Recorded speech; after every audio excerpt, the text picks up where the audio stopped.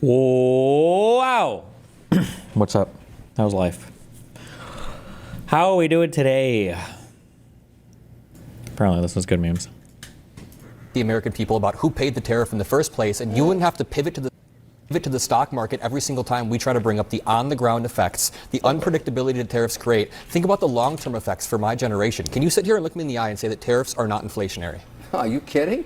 Right now, everything's working because the market... Oh, bring up the market one more time. One more time. Pivot right back. Kevin. What's up, everybody? Adam Mockler here. I just hopped off my first ever CNN appearance. It was on Newsnight with Abby Phillip, and I have a few really solid clips to show you. I debated Shark Tank's Kevin O'Leary, who is also a MAGA sycophant and somebody who just wasn't making that much sense. I'm going to play you a few clips. I might interject near the end, but I just want you guys to see this. Make sure you're subscribed to the Adam Mockler feed below if you want to support the debates and support the message that we're pushing. Thank you. Joining us at the table is Adam Mockler, Midas Touch's Gen Z creator. This is the moment, the type of dichotomy that I think is playing out here. On the one hand, it's completely uncontroversial for these suspects, because there were two of them, to be apprehended, deported if they were here in the country illegally. But on the other hand, Americans are also saying we want this to be more targeted. But the Trump administration is definitely going to use this incident to pursue what they're doing right now, which is mass deportations. Yeah, first of all, the shooting is absolutely horrific, and every American should be okay with deporting people who are criminals and who are dangerous and here illegally. But that is not what the Trump administration is prioritizing. They have reallocated funds meant for the deportation of criminals to the deportation of farm workers. Farmers have been complaining about this directly to Donald Trump, to people who are showing up to immigration hearings. They show up to their hearing and they get directly targeted. ISIS camping there. Or what about the 82-year-old who his family was told he was dead and he was found in Argentina? Trump's popularity on immigration has dropped 10 points over the past few months, and 70% of Americans want him to focus more on lowering prices, but he's deporting farm workers, enacting more tariffs. It's not popular. Kevin, is there more targeting that could happen here that is actually responsive to what Americans say that they want? I agree with this narrative between those that have committed crimes, documented crimes multiple times. Is Anna on here too? Or was that not her?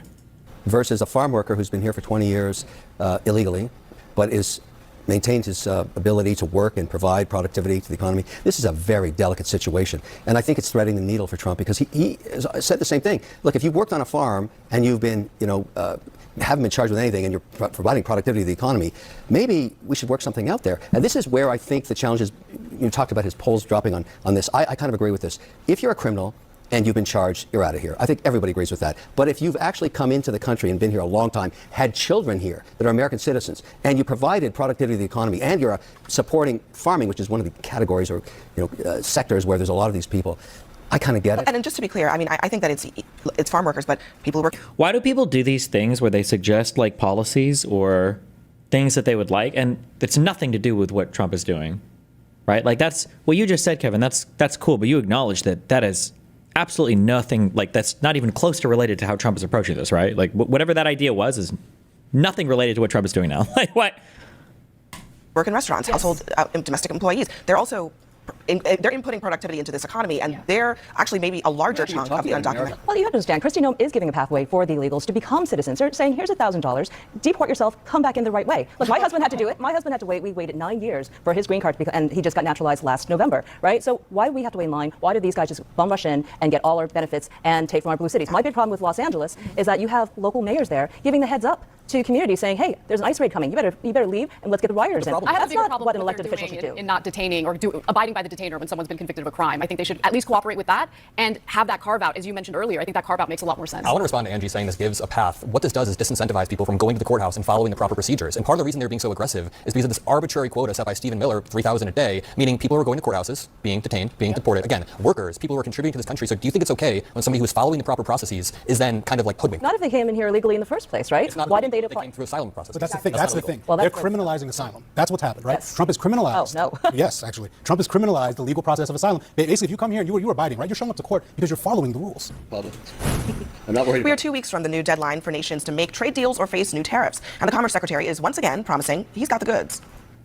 Oh, they're going to love the deals that President Trump and I are doing. I mean, they're just going to love them. This is going to be, the next 2 weeks are going to be weeks for the record books. President Trump is going to deliver for the American people.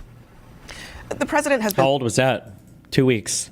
...saying he has 200 deals ready to sign, but the truth is the results have been limited at best. And the amount of teasing is a trend. You're going to see over the next month or so, we're going to roll out May 8th. dozens of deals. Oh, there are so many June coming. You're going 11th. to see deal after deal. It's going to start coming next week and the week after and the week after. We've got lots of them in the hopper. We're going to announce a whole bunch of deals over June the next week or so. 26th. Are you confident we can get these July big, 15th. the big ones, the big deals done? I have them done. The next 2 weeks are going to be weeks for the record books. No, that was just a couple days ago. So far, only 4 trade agreements have been announced. Kevin, when are the deals coming? That's it. That tempered the enthusiasm from Japan over the weekend at the American Pavilion, and he spoke again this morning about this. He referenced, I want quality deals, not fast Do you deals. mind if I play it? We have the soundbite. Let's Okay, play let's listen to this. that. Yeah. Mr. Secretary, August 1st is a week from Friday, I think, and I think that's on everyone's mind. Any progress that you can report on some of our big trading partners?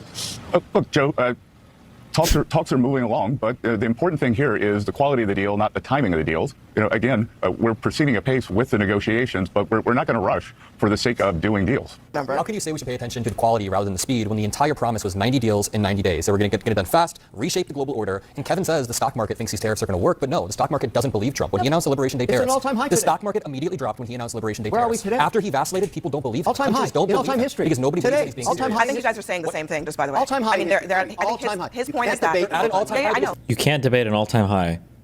Does that apply to Obama and Biden as well, or only to Trump for some reason? Nobody His believes point him. is that they are at an all-time high because nobody believes Trump. Every index. Because he keeps moving the goalposts. I'm so glad you played the footage. I was literally laughing watching Howard just like going every few weeks promising all these deals. And Besson should have sent that and should have been appearing. Should have sent that as a text message directly to Howard Lutnick because that was clearly what that guy needs to hear. But overall, the reason why he's not getting these deals, I just think we got to talk about the big picture here. If you're a foreign government, ally or adversary, or counterpart, whatever. Are you going to make a deal with Donald Trump? And how can you believe that the U.S. is not going to have a sporadic change 3 years from now? I think Trump has eroded global trust in the American economy and American deal making. You mean the all-time high market ever in history? It's high in because America? they don't believe. The all-time high. They think Trump is going like to chicken never out. been It's higher, already never been back worth that more, time. never been more successful, never. When the It's Liberation- eroded spite by of- trust. All-time high today at 4:30 in history, never worth more. What are you talking about? Well, look, Let's the see what American- happens on August 1st when he announces the American up to people 50% are It's also up And then moves down. the the American people are also in a situation that you're kind of describing, which is that Trump says, I'm going to do X, Y, and Z, and they say, don't believe you, sorry. I mean, is he just sort of, the economy is supposed to be his biggest issue. It's a thing that he did the best on in his first term. Yep. Now he's getting really low marks on it because of this tariff issue. No, he's completely turned around the Biden-Harris economy. Look, when you have America first trade deals, that by definition means that someone's going to come second. So let's take Japan. They just had their upper house elections where they. Why is it so hard for people to understand that just because it's an all-time high does not mean it wouldn't be higher under different circumstances? No, wait, that is true. However, bring up the chart. Where is the chart? We need to have the Trump charts. We need to have the Trump economics charts. It's this one. It's like the economy, if they wouldn't have fucked with it, and then the economy when they did the tariffs. We are right here. This is where we're at right now. Whoa! Whoa! Where's the soy jet guy? Whoa! Whoa! Whoa! Whoa! Look at that! Whoa! That's where we're at right now. This is where we're at. Okay. Oh, thank you. Somebody posted it.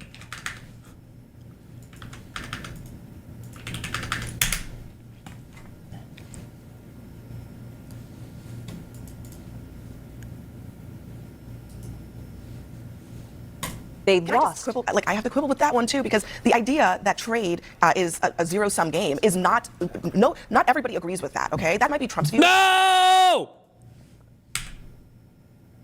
Just to be clear, this is the equivalent of saying rape is bad.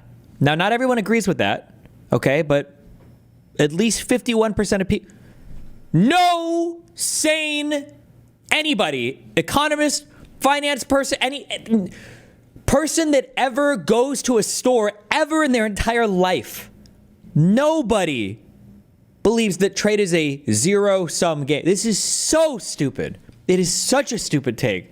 I cannot believe that she would even use that phrasing. I know she's not like trying to give credence to it, but it is. It creeps in here.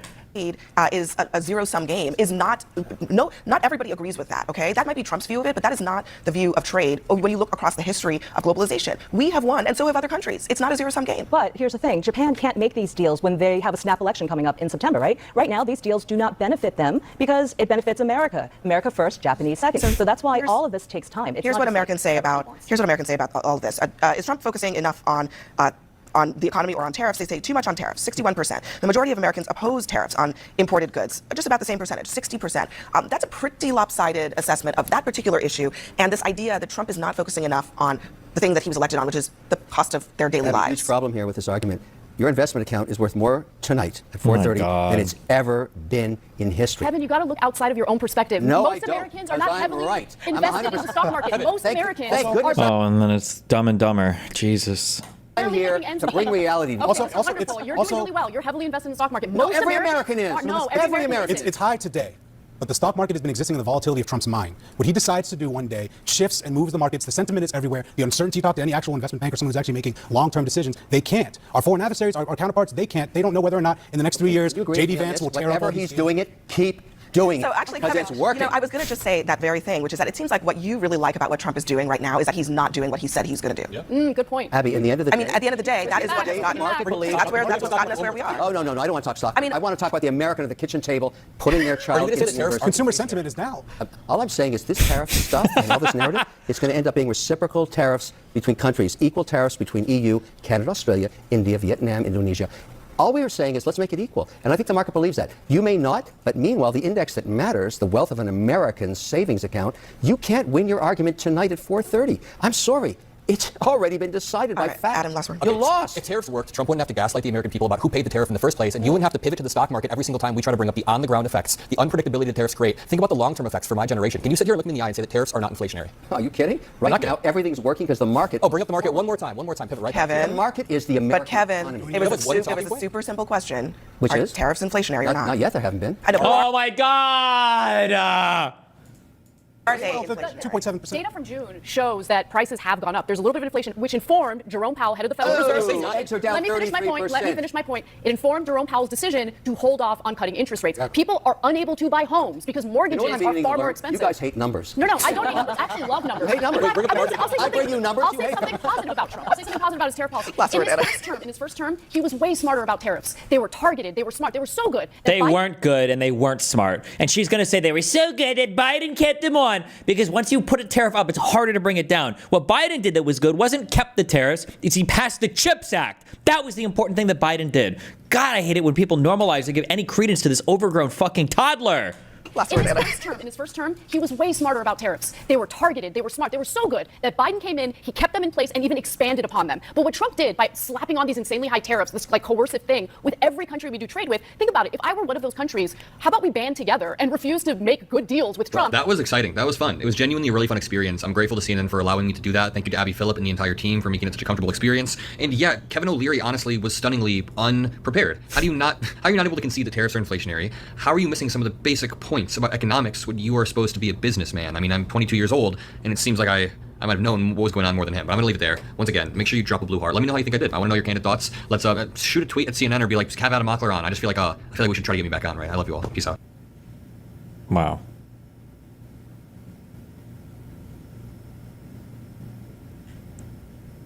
Let's be clear. The reason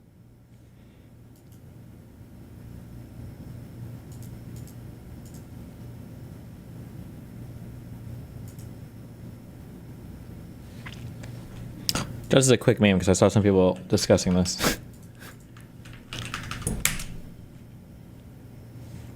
My best friend was on Twitter yesterday having an epic crash out. People are arguing whether or not you have to respond to a subpoena for a civil case. So, one, generally, it requires some kind of response. But people are talking about whether you have to be involved in a case or if it's your choice or whatnot. The thing is that this is not like a random person who's being subpoenaed to join the case. This is somebody who has filled out an affidavit. They've attached a declaration swearing that they would testify to this in court. So yes, they do have to make themselves available for deposition. You cannot, you can't say something, fill out an affidavit, attach it to some lawsuit, and then dodge service or subpoena until the day of the trial and then just show up. Like, we have a right to depose an opposing person. Also, just as a heads up too, not that this matters and this is all just fucking federal rules of civil procedure, I still don't have like half the fucking shit that these fucking losers have filed to the court. They haven't made any of it available to us. All of those things that you see where they've got like redacted names and shit, for like half of these, I've never gotten an original that's been sent to me. I like, it's just, which you're not allowed to do. You're not allowed to do that. It's violating the rules of civil procedure. But yeah, this was funny. I don't know why she admitted, well, probably because she didn't realize it was probably not a good thing to do, but.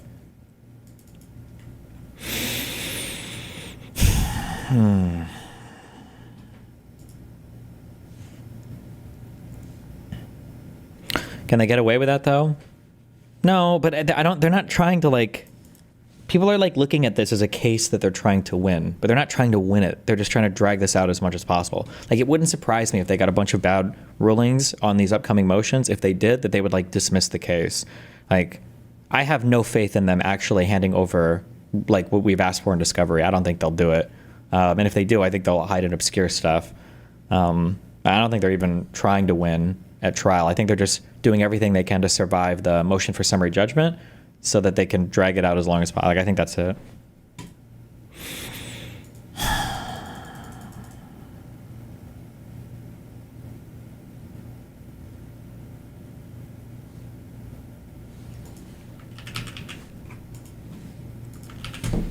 I think it's more incompetence than intentional. No, it is intentional. It's not incompetence. It is intentional.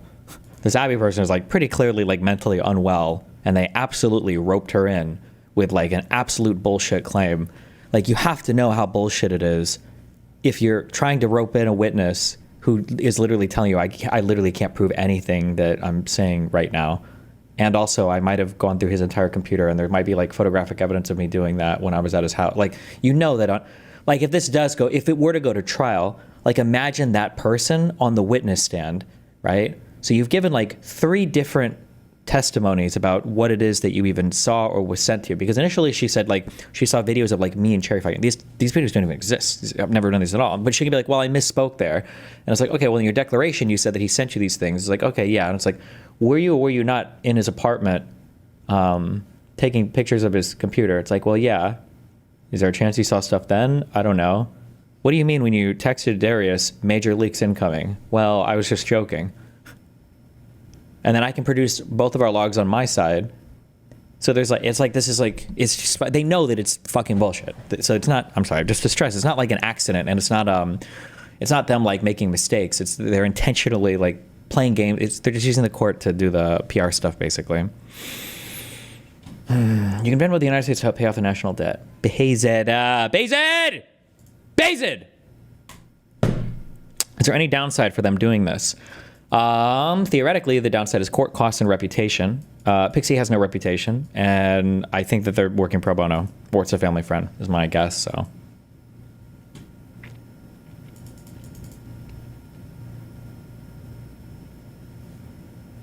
Do you think that their goal is to just survive the trial and hope a jury sympathizes with Pixie more than they might be swayed by the emotional shit? Not to sound like an asshole, but the problem is that the real world is not like... this sounds so mean to say. I don't mean to be mean like this. But the real world is not the same as the online world. Like, in the real world, even if I was at fault, like, women are hardcore slut-shamed still in the real world. Like, a jury is probably going to be more sympathetic to me than they are to her. I know everybody has this fantasy in mind of, oh, they're going to see this guy as a fucking monster, blah, blah, blah. But they're not going to see that. They're going to see, oh, this is a girl who recorded videos with a guy where she sent videos of her and her boyfriend fucking to this guy, and he sent videos of him and his wife fucking to this girl, and, you know, they've been doing all this shit trading around. And then she's like, you really think a jury's going to say like, oh my God, this is like horrible? Like this is like an online position of like everybody is a gaslighter. Most people, especially like older people, Gen Xers and older, are going to look at it and be like, oh wow, these are just some fucking horny, stupid kids. These are some crazy, wacky kids doing some stupid shit.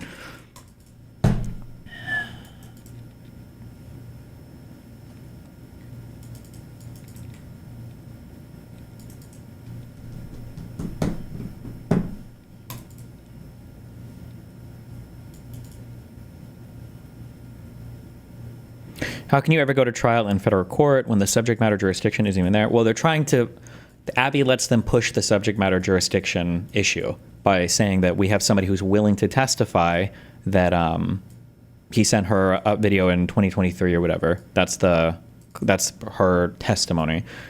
Now, how is a judge? The question will come down to, for a summary judgment, the question will come down to whether or not a judge looks at that and says there's an actual factual material dispute. There's a material dispute in fact that technically can only be resolved in front of a jury or judge if it's a bench or a judge trial. But I don't know how conservative or how liberal, not like in a political sense, like judges look at evidence like that. That alleged transmission to Abby wasn't connected to the leaks that resulted on Kiwi Farms, right? Correct. Yeah, and then there's the whole question of even like damages because fuck, I want to read the transcript. When they go over at the end of the hearing, because they're trying to argue for why they also have the cybersexual harassment thing included. And then the judge is arguing with them about foreseeability. And the judge is like, well, how is it that you can say this person did this with like malicious intent? And like, well, anytime you send a video like that, you have to accept that it could end up online. And then the judge is like, isn't that exactly what your client did? and they're like, well, yeah, but it's different because well, you know, there was consent there or whatever. And it's like, what is the difference here? Like, even if it was non-consensual, like, isn't like what foreseeability is what we're talking about, right? So that would mean that sending anything, because the oh my god, her lawyers are so cringe. I feel like that when it felt like they thought they were in a TV show and they're like asking me these questions, like they have like these killer gotchas and they're like the dumbest gotchas in the world. It's like, bro, I don't remember how much of this I talked about. But he's like, you testified today that you actually didn't have your law firm contact Kiwi Farms. So did you lie earlier when you said that you did? And I'm like, I had my assistant contact them. My assistant is not my lawyer. And then every time they would get like shut down in a line of questioning, the judge like picks his papers up and he like shuffles them. I can tell that he's like aborted a whole line of questioning.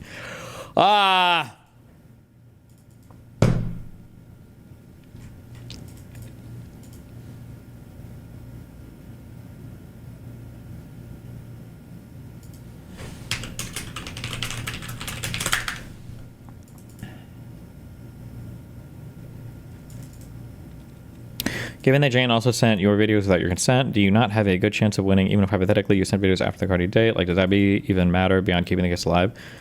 Even if the Abby stuff was true, which it's not, but even if it was, there are still like a bunch of other issues that you would even have to fight to get to a win, let alone damages. But it's technically.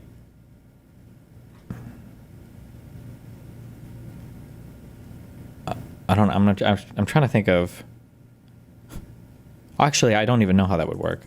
Like, let's say some law was passed in 2024 that said you can't say fuck you to somebody. And let's say somebody says fuck you in 2023. And then in 2024, someone's like, well, fuck you. Could you sue the second person? I don't know how that works. I'm not sure.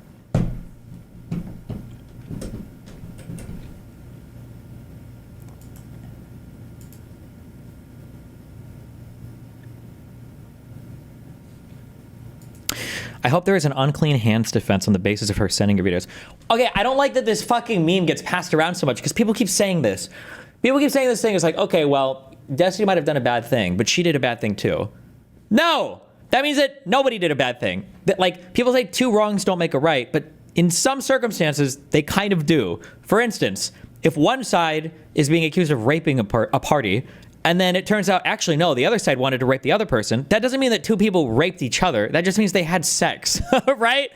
So, like, if there's an agreement or discussion beforehand about, like, you know, who do we send these videos to, or what is the policy around this? And then there was an agreement and then an understanding at least there, right? It doesn't mean like, oh, I guess both sides violate agreements. Like, oh, well, the agreement was probably not what this one person who's lied about like 20 different things has presented it as, you know?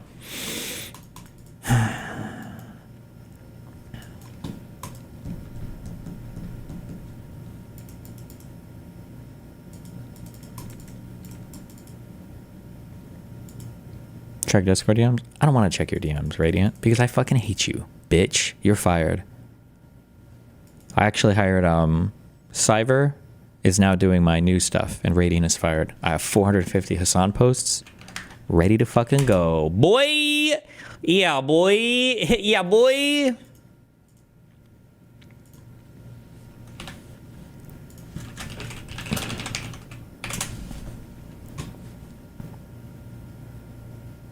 What would you do if they drop the case but the hearing stays sealed? It seems like the hearing being sealed would mean a good amount of reputational... No, that can't possibly be. They can't do that. No way. I think that here's what... If that happened, then what I would do is I would go to the deep jungles of Brazil and I would take ayahuasca and I would convene with the gods. And while convening with the gods, I would sit down with pen and parchment and I would try my best to recall every single word that was said exactly during that hearing. And then I would read my recollection on stream. That's what I would do, okay?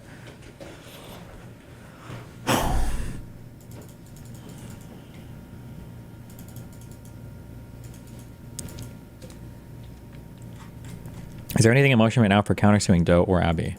No. Although I don't know if... I don't know what the validity of any case there would even be or what that... The problem is that the problem is that I have a real law firm that likes to win cases. So if I just want to do some vexatious litigation shit, I'm like, can we just fucking sue these motherfuckers?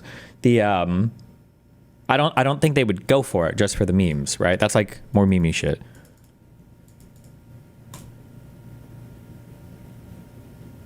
Doesn't the judge need to order it dismissed? They can't decide that on their own? No, you can dismiss your own cases. For instance, when Tim Pool claimed that he was going to sue Kamala Harris and Joe Biden for misquoting a clip of his on Twitter because he wanted all the clout of saying he sued them for $600, he withdrew that case voluntarily.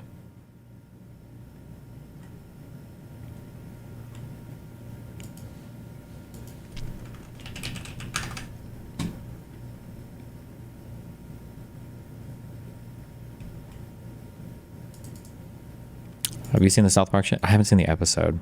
But Piers is supposed to be some fucking Me Too feminism shit today. So hopefully it doesn't come up.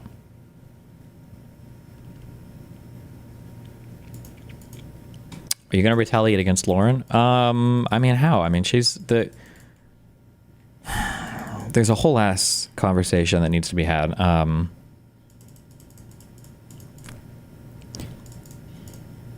I don't know how to... Fuck, there's like... This is like a whole thing. Me and Dan should have just talked about this on anything else. We talked about this off stream. I've talked about this on stream a lot. Places like Kiwi Farms or like... I don't even want to say snark subreddits because they didn't exist back then.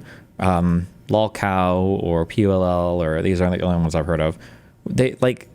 People are going to anti-fan, and people are going to hate, and people are going to be weird, and you know it's fine. Like you have a right to do that. You know, if you want to talk shit, that's fine. I don't think that's necessarily a problem.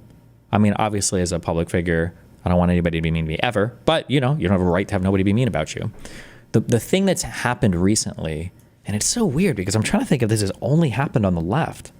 I'm trying to think if this has happened on the right. I feel like it must have, and I'm just not as aware of it. But the thing that's happened that is so toxic has been the weaponization of these like sub forums and just the basically I would call it the open kind of collaboration with them. This is not good.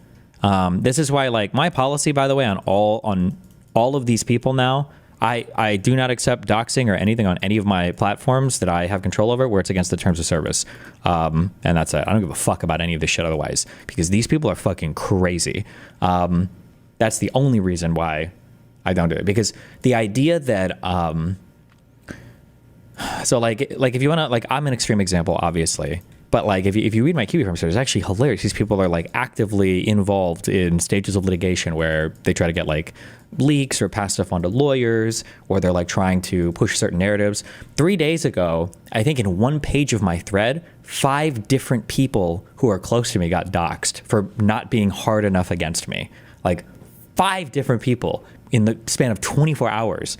And it's like very blatant too. Like they don't like try to hide it. They'll just be like, oh, like I saw like Hutch said this thing on this. Does anybody have his docs? Has anybody doxed him before? It'll be like super blatant shit. And it also sucks because it's hard to even talk about it, because even just by saying that, in a way, I've kind of sort of like now passed along his docs, you know?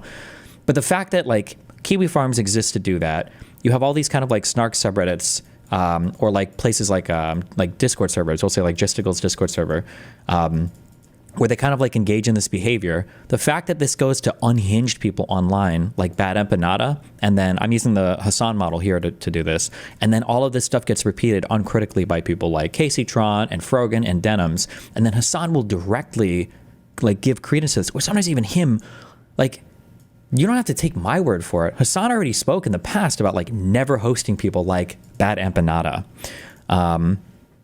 This model is impossible to, well, it's not impossible to fight against, but I shouldn't say that way. It's just a different weaponization of like doxing and harassment that didn't exist in the past. Yeah. I don't know what the solution is or the counter to this is. Is this why Aspen's Reddit has gone so conservative? I don't see conservative groups do this, but maybe they do this. And I just don't see it because I'm not in those spaces. I'm not sure.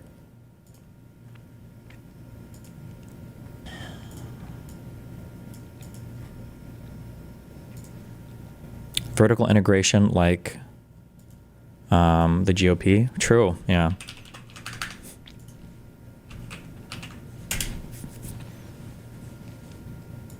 Oh, but it's funny because somebody typed this message to me yesterday. It was so fucking true, and I never thought about it this way before.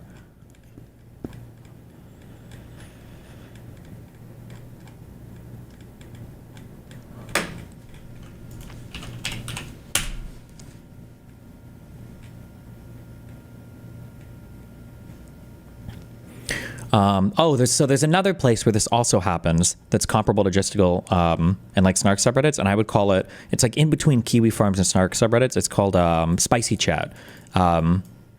This is Chud Logic's like degenerate place, basically, like a crazy chat in his Discord where people do like a bunch of this like doxing and spreading of information and everything, right?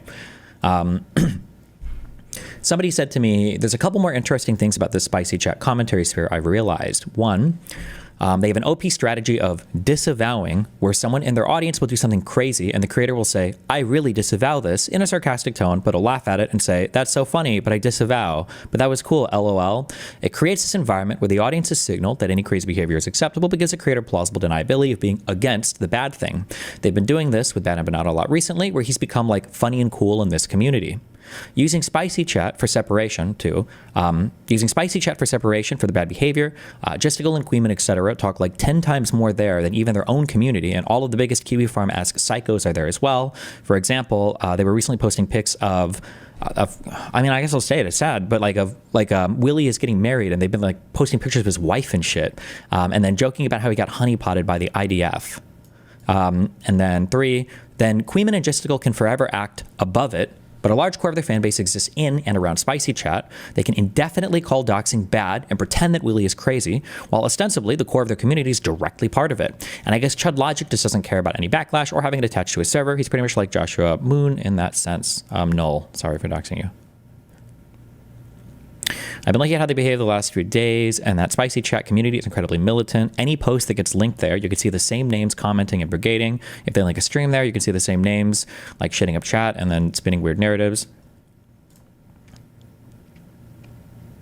Yeah, but it's like, it's annoying and weird because like people, like weaker people like Diorio will get pulled into this like sphere and shit, and then all of these people become this like focus of like this vector for attacking anybody that they deem as being like an enemy. But yeah.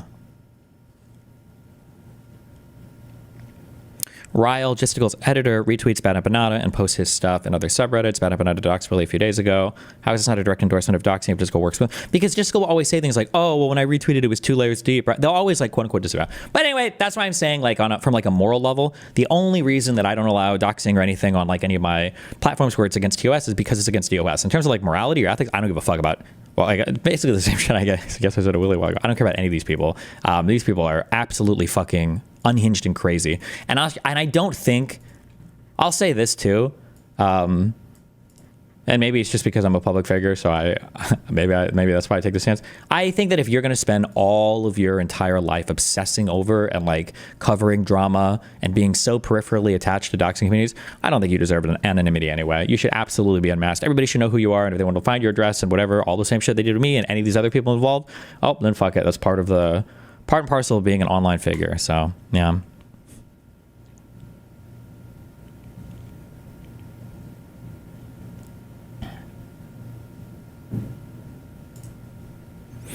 Destiny, not trying to shit on you or anything, but your explanation of their reaction to unhinged behavior reminds me of when DGG was psyoping Vosh around the time of his debate about the definition of a woman. I mean, no.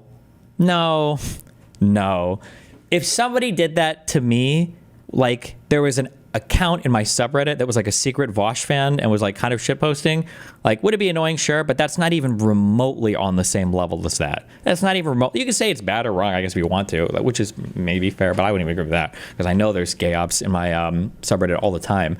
But I'm not saying they're the same. Just give me a fond memory. Oh, sure, yeah. Like people are always gonna ask Tariff to do stuff like that, which I mean, like if you find it, you ban it, but.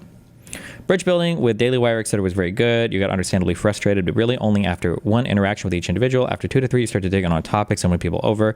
You have to understand that Jordan Peterson and Candace Owens were committed to never talking to me again after a nice conversation. I would think, in retrospect, I think I would have rather just not talked to them or had that first conversation been hardcore.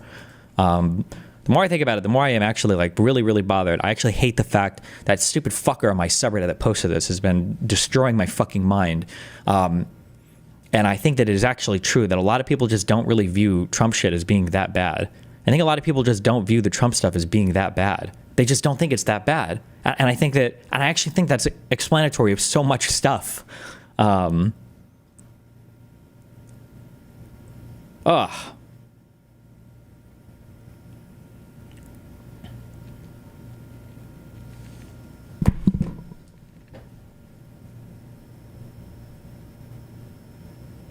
It's the boiling pot frog.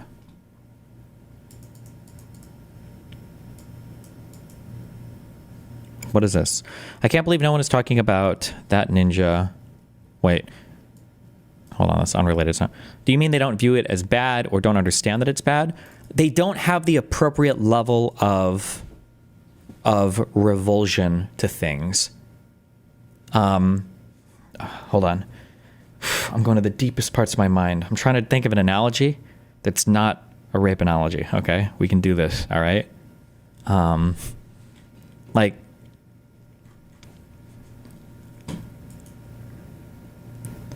imagine that I have a show and I have 1 hour for topics. Okay, and the main topic today is there was a guy who walked into a Christian church and he screamed, "I am a neo-Nazi and I've been influenced by Joe Rogan and I'm going to kill every Christian here." And he shoots and he kills 100 people. Okay. And then let's say that the first 30 minutes is going to be dedicated to the influence that alternative media is having on our citizens in the world. And then the second 30 minutes is going to be the appropriateness of him using 5.56 versus whatever the newer caliber rifle is from the military, and whether or not he should have used like a different caliber or a different weapon for his shooting. Like, it's like something like this where it's like when you look at these two things, like the idea that you even give equal time to both of these things is just like so unbelievably sussy baka. It's like so weird, and I can't explain how it's doing this, but it is like rotting the mind to have both of these things placed on an equal pedestal, or to have these things like you're pretending to seriously consider both things. I'm trying to think of any other place in life where you do this, but you don't, because when you're making real decisions like this, you just don't. Like, this is kind of sad. Or I don't know if I'm self-reporting. But Like, you ever have like parents that are having trouble figuring a thing out, and it'll be something like a big boy topic, like an adult topic, like finances or something to do with, you know, the house or whatever. And then, like, you know, sometimes a kid will come up and be like, oh, mom, why can't you just do this? Or dad, why can't you guys just like ask grandpa for this or whatever, right? And it's cute because like the kid like wants to say something to help, but like it's like this kid's fucking retarded. He's a kid, right? He doesn't know anything, right? Imagine if like the parents, you know, went to the bank and they were like, okay, we want to spend some time thinking about our solutions, but also our 9-year-old son said that like, hey, maybe we should try this. So can we think about this too? Like, you're just like, why would you even pretend that both of these things are to be considered equally? Yeah, I don't know. It's just like so, it's just so, yeah.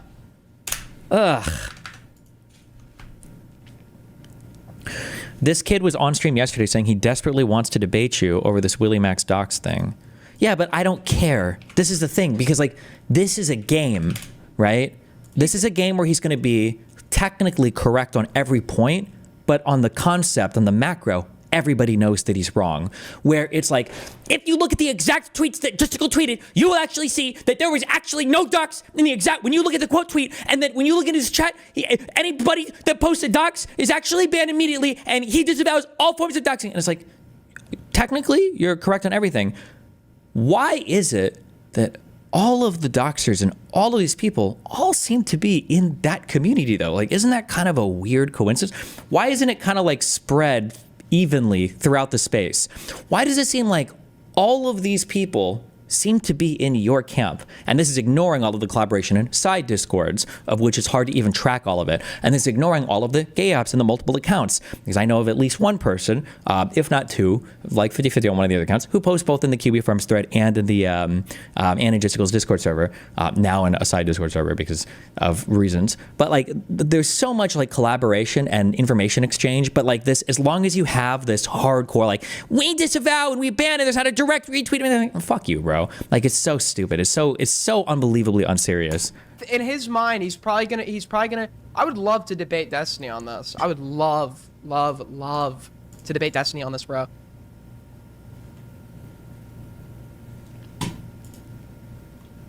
It seems like people are justifying J-Stock's docs because of the Willie drama. Do you think he should? Yes, 100. If this is like a widespread thing that people are using as a widespread justification, 150%, he should clarify that. But also, that justification doesn't really work, since Destiny was looking for J-Stock's docs and inciting people to do so long before Willie got doxxed. $5 from Plants. Glad to see you're wearing your nice shirt today. This is my nice shirt. This is just one of my casual ones, but I appreciate it nevertheless. Okay, I wasn't trying to emulate his voice before hearing it, okay? Sorry. I don't like to pick outfits, so if you just do like a polo, jeans, nice watch, it just works. Part of the issue, in my view, is saying this is just evil Republicans, as they always have been, when I really feel comparing Bush and Trump era legitimizes the crazy fucking shit Trump does. A little bit, yeah. But also, Republicans have been like really unhinged for a long time. Did you ever say you doxed him because of Willie? Why is he saying that? Probably because it's coming up now over the Willie stuff, but also because Justical keeps pretending like the other stuff posted isn't him. I guess I just made all of these accounts like 9 years ago with the same picture and username and everything, just to the long con. Oh yeah, there was this. I'm gonna grab a Red Bull 1 second.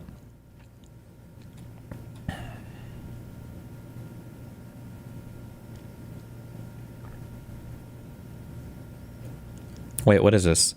Why go all ignorant on every single one of these lives, Destiny? Listen, I like you or I wouldn't be here, but you need to bring the interviews, Destiny, to these live versions of your educational classes. I don't understand what that means. US-led dictatorship in Peru. Chat will definitely like this. Age restricted, 1 hour and 14 minutes. Made by a dude who fucking hates me. This has got it all, folks. Yeah, let me go watch a video about a dude who constantly talks about how I'm fucking a reactionary fake socialist because I watch people's videos. That seems like a good idea. It's age restricted, which means there's like TOS violations galore in there. Fucking bad empanada. The cringiest, like, classic angry leftist who never shuts the fuck up and is just angry at the entire planet. You're a propagandist, dumbass. Like, do it better, okay? Your job is to do propaganda. Do it better. I thought that bad empanada liked you. He used to. I think he doesn't like me because he hates he's like on board with like the React-gate shit. He's like, wow, Hassan just like reacts to videos and he's like stealing other people's labor. Yeah, he does not like me. I'm never gonna watch a bad empanada video on the stream. I'm just letting you guys know. If you think I'm gonna fucking watch a YouTube essay from a dude literally openly antagonistic towards me watching fucking YouTube videos, you're out of your fucking mind. Okay? You think I want him to write like... Why read the question but not answer? No, I'm sorry. I sounded like I was being an asshole. I just don't understand. I don't understand the question. Why go ignorant on every single one of these lives, Destiny? Listen, I like you or I wouldn't be here, but you need to bring the interviews to these live versions of your educational classes.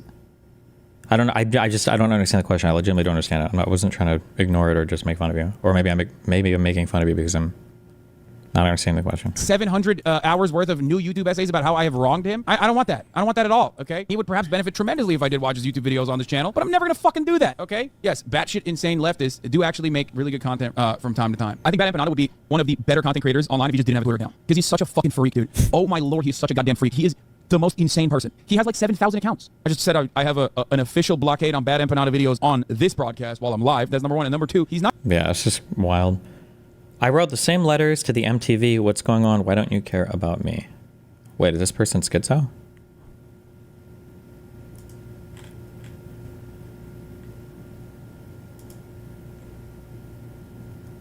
Do you like metal? Okay.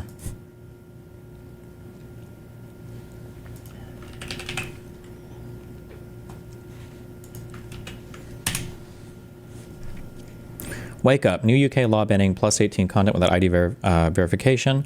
Banned from opening channels on my own Discord server. My Discord server that I own.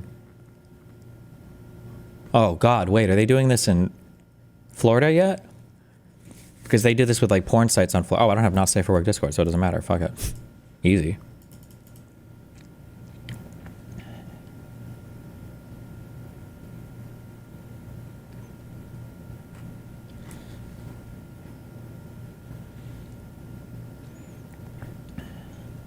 Did you ever see that tweet from Hassan where he falsely claimed that Kamala was hostile to all progressive policies in her DNC speech? Well, he got super ass pained because people from the I want to call them the unaligned movement. Was it the uncommitted or whatever? Some pro-Pally movement outside wasn't brought in to like speak on stage at the DNC. Epoch Times, more reliable than even Destiny. Wow. Okay, let's use that as an example. Let's look at fucking Epoch Times. Like, I don't like Destiny, and he is a piece of shit who... Is he actually about to say something nice about me? No shot. Impossible. Impossible. Cult. Impossible. No way. Psychopathic. Like, here. Epoch Times, more reliable than even Destiny. Okay, let's use that as an example. Let's look at fucking Epoch Times. Like, I don't like Destiny, and he is a piece of shit who loves the Israeli genocide of the Palestinians. But even fucking Destiny is more reliable than Epoch fucking Times. Well, thanks. However, this outlet, this media analysis thing. By the way, when you see stuff like this, it's actually 100% totally factually true, and they do a really good method. And I'm only saying that because I'm above Hassan. But there's a whole bunch of like centrist bias shit where people just like, oh, if you're centrist, you're smarter. And like, I mean, look at the distribution on this. Like, really? It reminds me of the political compass that's like libertarian propaganda because, well, at least before, not many people would answer authoritarian. So everybody's like, oh, I'm a libertarian left. Oh, I'm libertarian. I'm a libertarian. Do you want the government to murder all of your fucking children without your consent? No. Oh, I'm a libertarian. Oh, I'm a libertarian. Oh. Also, listen, I know that this upsets you all. Okay? I know it upsets you all. And I'm sorry that it upsets you. But there is a path to criticizing Trump about the Epstein stuff that doesn't involve you also being a crazy conspiracy theorist. I will never, ever, ever, ever, ever, ever sell out to the conspiracy theory bullshit things, okay? Just to get political points.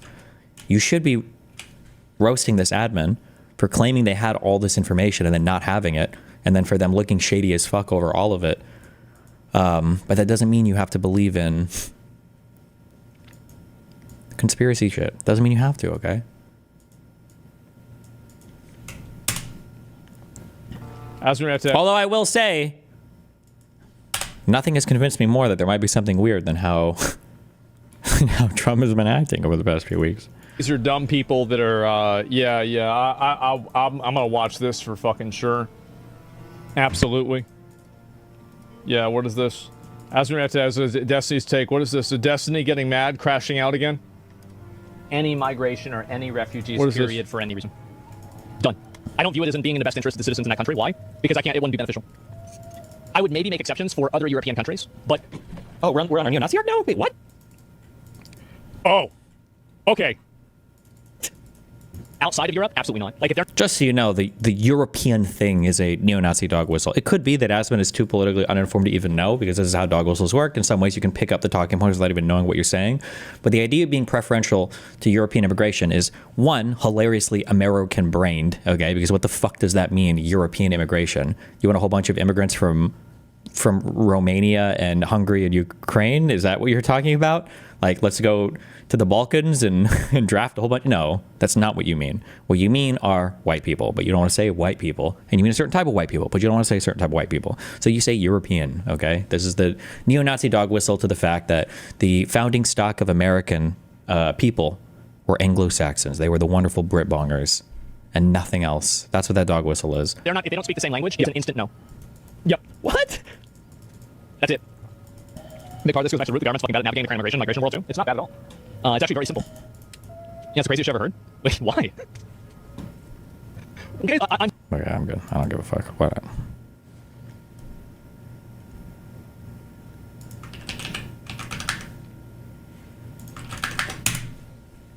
Mutual engagement like likes, reposts, and comments.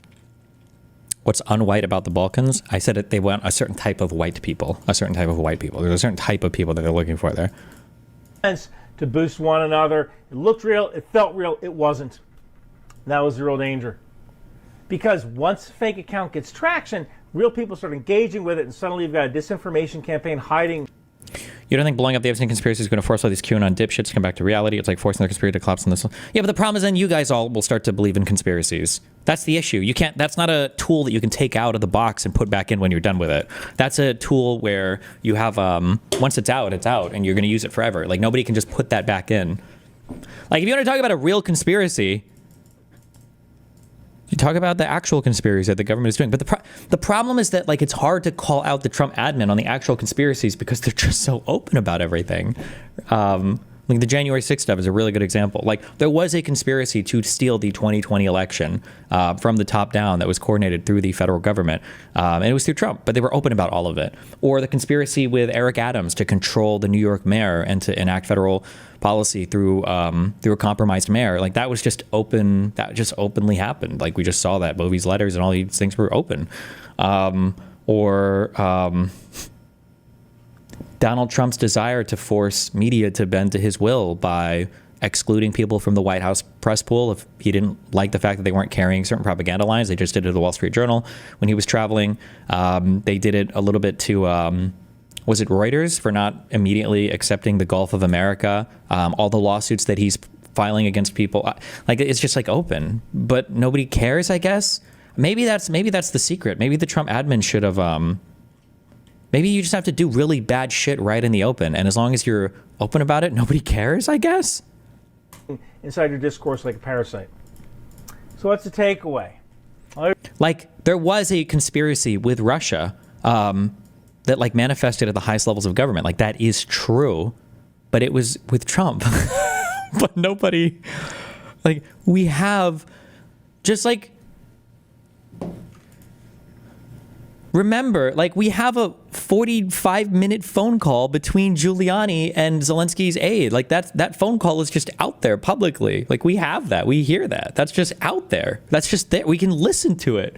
We can right now, Giuliani, phone call, Ukraine, Zelensky, aide. Like we can just listen to this 40-minute phone call. You will never, ever, ever. And it, like I always have to do this when I have some rant. Like if I have a friend and I'm having a schizo rant, because every time I start talking, I sound like a schizo, and I'm like, hold on. I'm like, you gotta understand when I say this, okay? And then I have to pull out my phone and I have to pull out my phone. It's like, listen, I know I sound crazy right now, but like nothing that I'm telling you is even that crazy. Like this is all like open public shit. I know that it sounds crazy. I know that what I'm saying just sounds like another wacky conspiracy, like the Russians do, but it's not. This is not a conspiracy. This is just open stuff. You can listen to Giuliani, who's not a member of our government. He was not in the government. Giuliani wasn't even I don't even think he had like a White House role here. I think he was literally just Trump's personal, not at all involved with the government, asking them to publicly announce an investigation into somebody for no reason because he was a political opponent. That is a conspiracy, but it's not a conspiracy theory. It's not like crazy. That's just there in the open. That's just there. You can listen to the phone call. You can listen to it.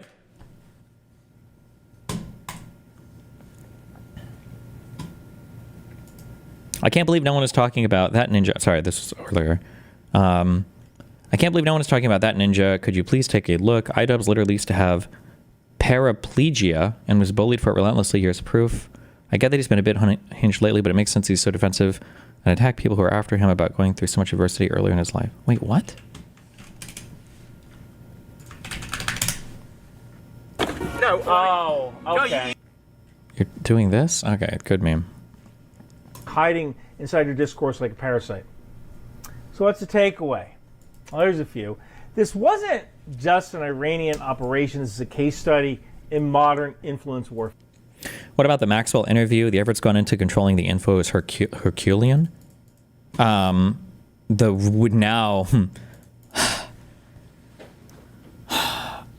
I wouldn't put it past him to do this, but now I'm worried that now there is even more shenaniganery going on where they might try to get this Maxwell lady to say some unhinged shit in exchange for a plea bargain, or not even a plea bargain, in exchange for like a commutation of her sentence.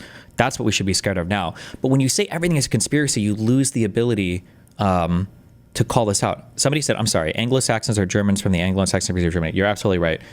What's the name for Brit bongers? There's a name for the... No, wait, way back in the day, wasn't it like British were Anglo-Saxons and the Germanic people were something different? Or was there a different word for it? What were they called? Was it just Britons? Is that what they called them? Oh, maybe it was. Yes, that guy was retarded. Oh. It's complex. The Germans are Saxons, the English are Anglo-Saxons. Oh, okay. Good, fuck him. Best thing I've been doing is pointing out he lumped Epstein with all of his hoaxes because he's convinced then to handwoven anything negative as a hoax. Okay. Fair. You know, just a few weeks ago, I went on a live stream with Tim Mack where I brought up kinetically striking disinformation actors, and he kind of clutched his pearls a little. I'm not making fun of you, Tim. I love you. Based. He didn't really like that. Based. And people get really squeamish when I talk about striking these state actors with kinetic means. But the fact is that disinformation actors are weapons of war, and we should... Based. Full stop. Based. I mean, look, I believe in the Second Amendment. I got a gun right over there. But I wouldn't restrict the bombing of an enemy rifle factory because, well, hell, they have a Second Amendment right to have rifles. But they can shoot at me? You know, once you point... Have you gone over the Tulsi documents? No, I haven't. But I've seen, like, excerpts from it, but there's nothing new there. Like, I already know there's not, based on the little I've seen and the way that they're talking about it, that this is a lie. It's just a complete and total fucking lie. They're trying to pretend that... the official administration stance for a long time was that there were actual vote changes in the machines. That's just not true. Point a gun at me, I shall assume... You know who lied about vote changes at machines? It was Fox News with the Dominion machines and Trump's entire election committee or campaign. That's who lied about vote machines, and they still lie about it, by the way. There's a reason why Fox settled the largest defamation settlement of all time prior to... I don't know if it's actually correct to call it a settlement. Would you call it an agreement? Because you... Do you settle? No, you settle. You can settle before trial. Yeah, settlement. To be in a gunfight, and I will respond accordingly. I believe in free speech too, but once you weaponize that free speech, you are now a combatant, and you can be targeted. Case in point, there was a company in Belgium that refurbished armored vehicles. 150 activists from the Stop Arming Israel campaign attacked the company's offices with hammers and damaged some armored vehicles. These vehicles were intended for Ukraine, not Israel. Based. Wait. Well, no, that's not based. Sorry, I don't want to say that.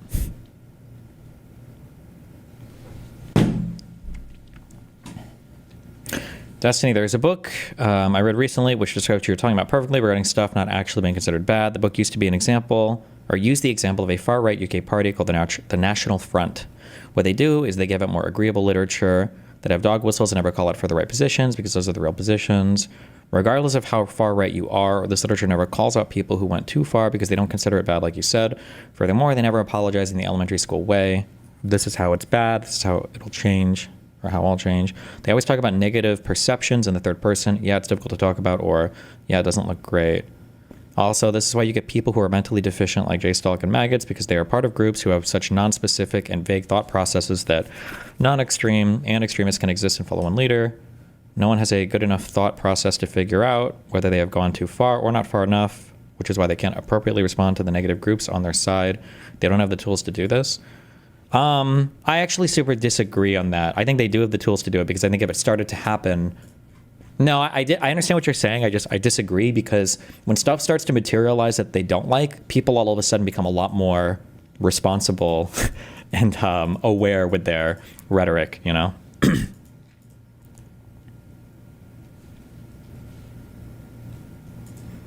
Oh, I saw that there was a huge leak from that T app. Apparently they host all of the women's IDs that are uploaded. All the verification is hosted on some public-facing domain. I don't know if they've taken it down yet, but some dude scraped it all. RIP!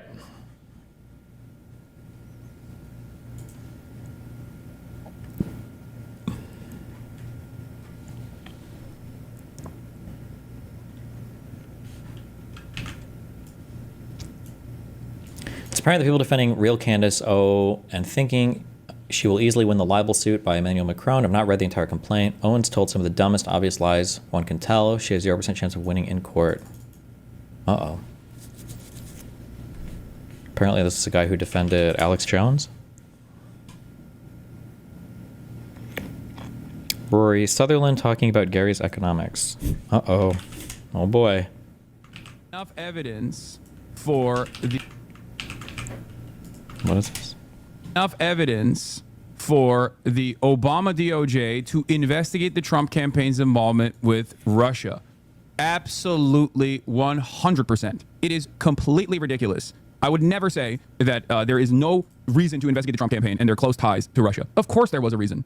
That's really weird. I would not expect that. If you asked me to predict, I think I would predict with pretty high confidence that Hassan would never have that position. Because I think the standard lefty position was that Russiagate was a distraction just because we hate Russia and the lefties or whatever. Of course, it's crazy. I mean, you had people openly talking to Russian agents. It's ridiculous. Having Roger Stone. Do I believe that Russia was also invested in a Trump victory? Yes, I do. Having said that, however, the Democrats greatly overemphasized the influence and impact that Russia had on this election in an effort to take away the responsibility from the horrible... Oh, okay, never mind. He's drifting there to it. They obsessed about Russiagate. This is why nobody in the liberal media talks about Russia and why they all backed off it, because they were traumatized by this talking point, that you overemphasized it.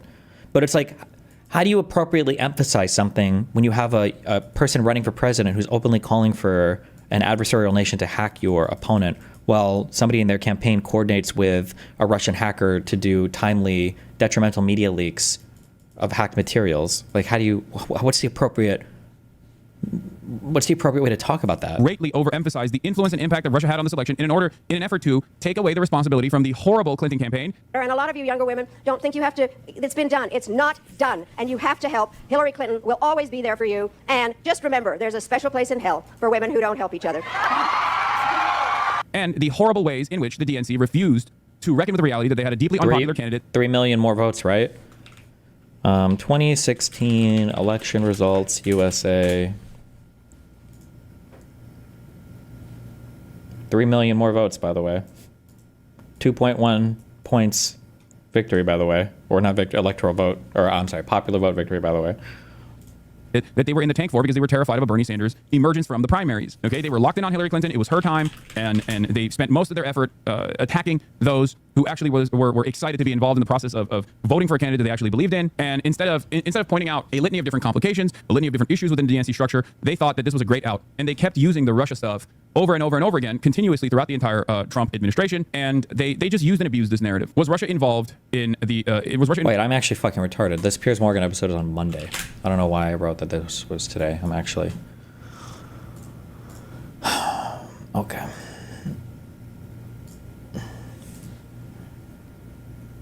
Well, all right. Well, I started stream early, so I'm taking off. I'll see you guys later. Peace out. No, I'm just kidding. I would never do that to you guys. I love you guys. Involved in like messaging campaigns that try to interfere with the American elections? Of course it did. Every country does this. We do this to other countries. Russia is doing it to us. I'm sure China is doing it as well. It's a normal part of the process. The reality of the matter is you're supposed to overcome these issues by having strong candidates with messaging discipline and decent policies. You're not supposed to lose to someone like Donald Trump, especially not twice. So my gripe with the Russiagate stuff isn't necessarily whether or not Russia was involved in American politics in a meaningful fashion or in any capacity whatsoever. It's more so the extent and the power that Russia had, that Russian influence had over the election. But it is pretty funny that the Trump administration is now desperately trying to pull it back to Russia. Israel did it too in 2016. Literally, co-senior Israeli officials, we wanted to interfere with the election. I know. A big part of the Russiagate stuff, ironically enough, amongst the Democrats was that when they actually dove deeper into the election interference campaign and influence campaign, they found out that a lot of these guys weren't necessarily Russian. I would respond to your objection, read my last two messages. What? I disagree. I think you often make statements like they do know better because they react with more developed cognitive processes to people on the other side when they don't like them. However, when I say they don't know how to do better, I mean in reference to their own side. I think they have practice and experience criticizing the other side and not their own. So even if they have the tools, they don't know how to apply them to their own side. Oh, sure, but it's just, the issue is just one of, I guess, self-criticism then or something, yeah. But, okay, sure. So the season 27 premiere of South Park just... Wait, we'll do this in a sec, hold on.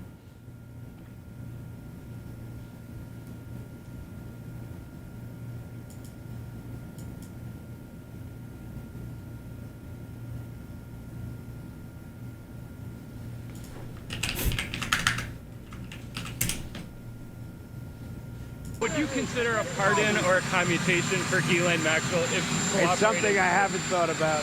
It's really something. Recommended It's something I'm allowed to do it, but it's something I have not thought about. But you wouldn't rule it out, sir? Why has the dollar? Would you consider a pardon or a commutation for Ghislaine Maxwell? I mean, I feel like this is an answer he gives to everything, right? I don't know if this is necessarily indicative of anything coming, but if they can work a deal out with her where they can get propaganda for their side, would they do it? I don't know. It's a big risk, but they're also fucking retarded, so it's hard to predict anything.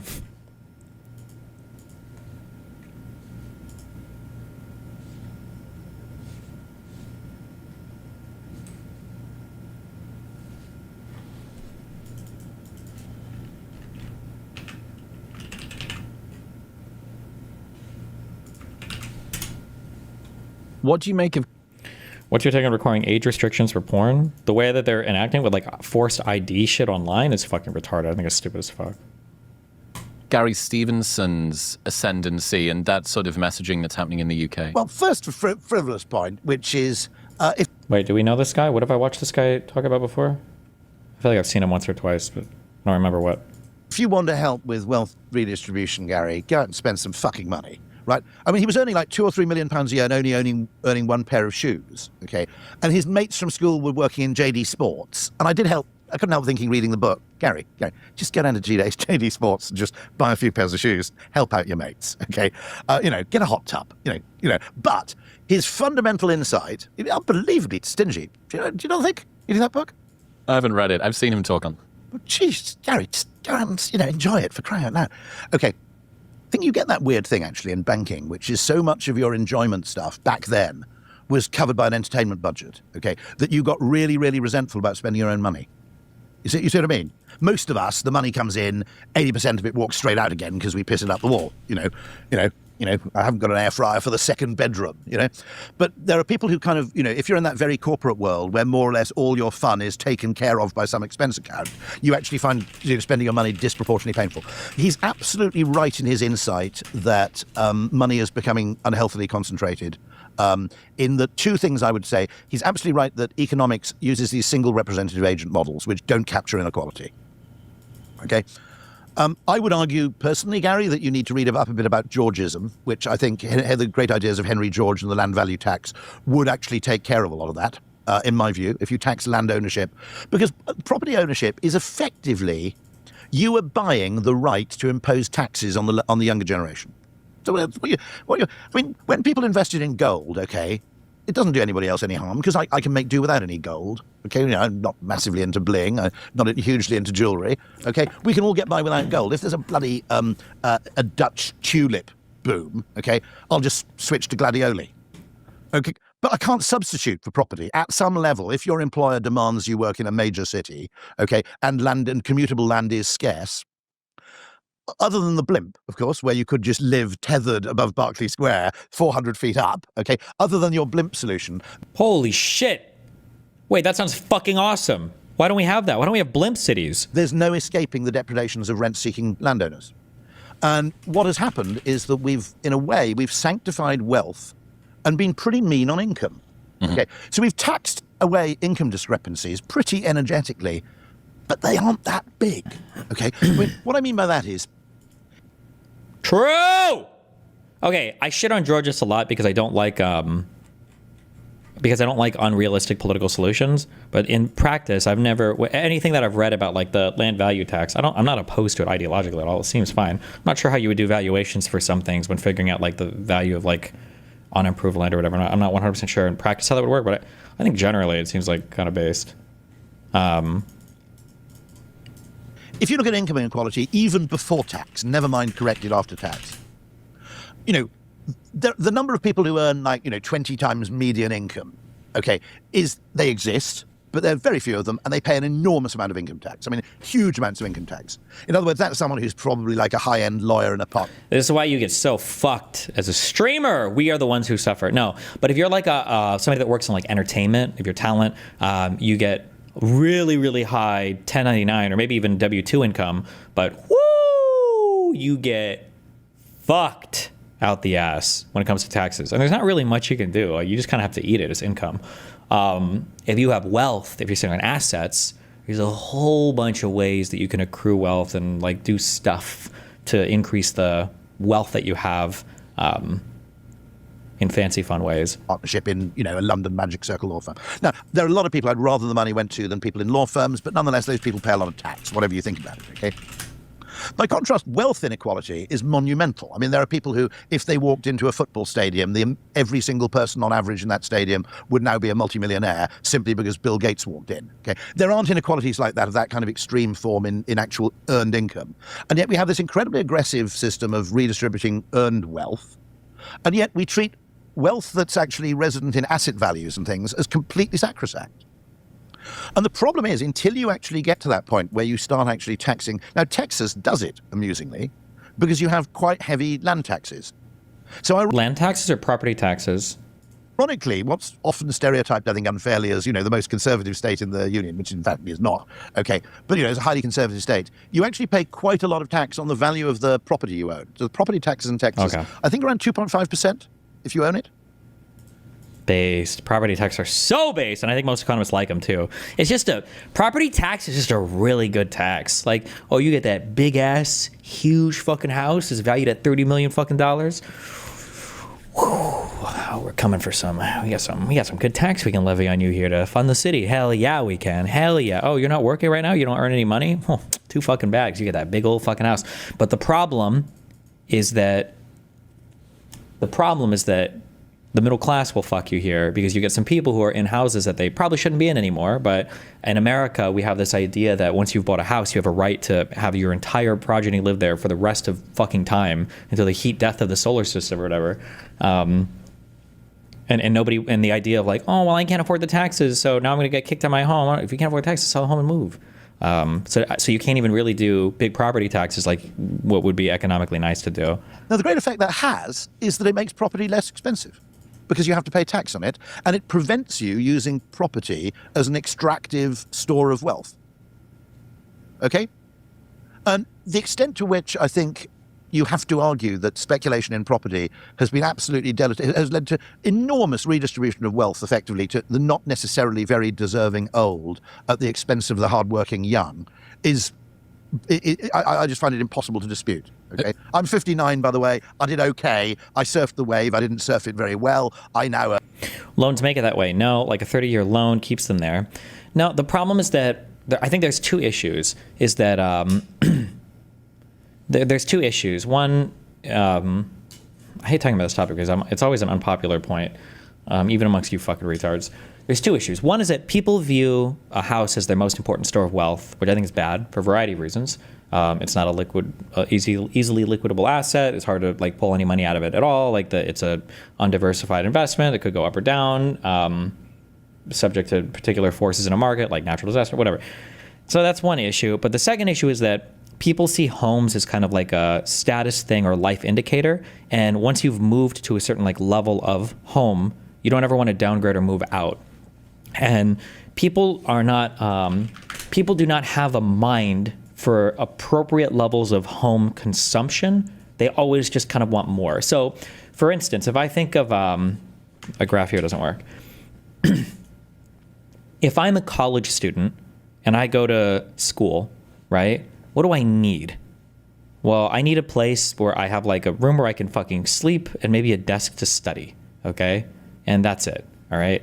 My housing needs are very small. I can have like 2-3 roommates if I need to split costs. I have very low money. I just need a place to like live while I study and get educated, right? If I'm going to grow up now and I get a job, well, maybe I need an apartment where I only have one roommate. If I have a good job, maybe no roommates, or maybe I want a place where I can live with a partner, right? So, you know, just sorry. Hopefully not like a bunch of random roommates from college. Hopefully a place that's like a little bit nicer. I've got a little bit more money now. And then a place that like where me and my partner can live ideally, or maybe me on my own, right? Now let's say that we move into like the family stage of life, okay? Well, for family stage of life, maybe I actually want like a house. I don't want to live in the city anymore. I don't want an apartment, or maybe I want like a 3-bedroom apartment, maybe something bigger, right? You need a lot more space. You might want like something in the suburbs, right? You might want something like this. But the issue is once you're in this family stage, nobody thinks about, in America and our culture, nobody thinks about going back to this type of home. Once you've made it to the big family house, when all the kids grow up and move out, parents will keep that home. And this is an incredibly ruinous thing, deadweight loss on homes in the country. Because now you have 2 retired people living in a 3-4 bedroom home that's way bigger than they need, but they feel like, well, I need a place for their kids to visit if they come in from out of town or whatever. And that's, you know, the problem is like there's a limited amount of space, there's a limited amount of homes, there's a limited amount of everything when it comes to real estate. But the idea of moving out of your home, that's our family house, like our children were born here, is like inconceivable to, it's like inconceivable to a lot of Americans, I think. Empty nesters typically downsize, or at least from my experience, that is true. I'm actually curious, is there polling on that? Maybe that's just, in my experience, that's people hate downsizing and they'll resist it as much as they can. Is there a way to look up if that's true or not? What would I even look for? Do people normally sell home once kids move out?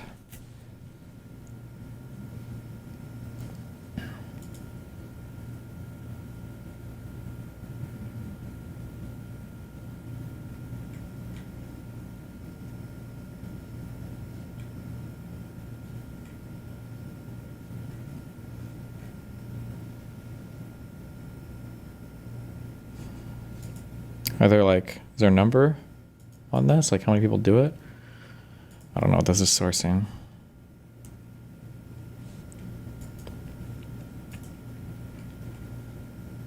This is from 2024. Just a third of empty nesters downsize after children leave homes.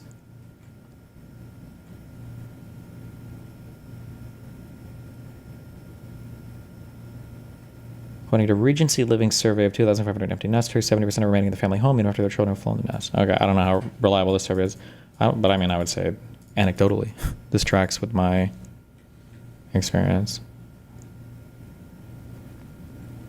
52% of empty nesters are living in 3-bedroom homes.